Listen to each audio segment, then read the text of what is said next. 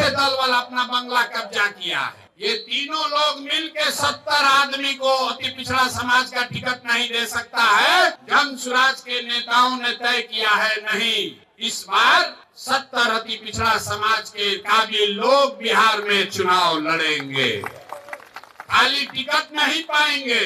गरीब से गरीब घर का लड़का अगर उसमें काबिलियत है तो जन स्वराज अपने खर्चा पर उसको चुनाव लड़ाएगा, खाली टिकट नहीं देगा। तो पहला है नौकरियों में आरक्षण बना रहे। दूसरा है जनसंख्या के आधार पर आपको राजनीतिक भागीदारी मिले।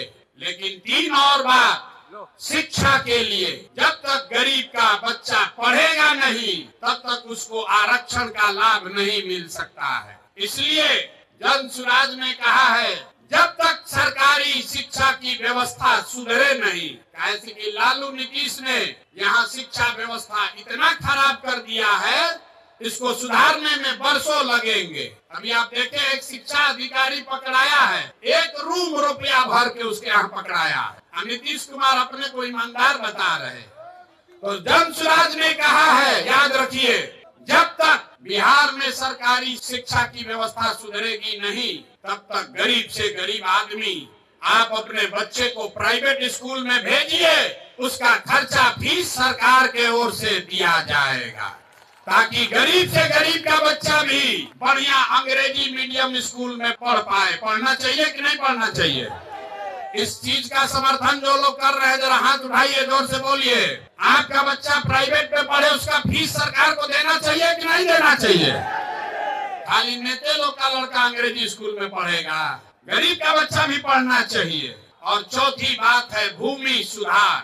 पूरे देश में 100 में 38 आदमी भूमिहीन है। बिहार में 35 साल से समाजवाद का नारा देने के बाद भी 100 में 60 आदमी भूमिहीन है। तो भूमिहीनों की संख्या कम हो, इसलिए जन स्वराज की जब सरकार बनेगी तो 3 वर्ष में भूमि सुधार यहाँ लागू किया जाएगा, ताकि भूमिहीनों को जमीन मिल सके।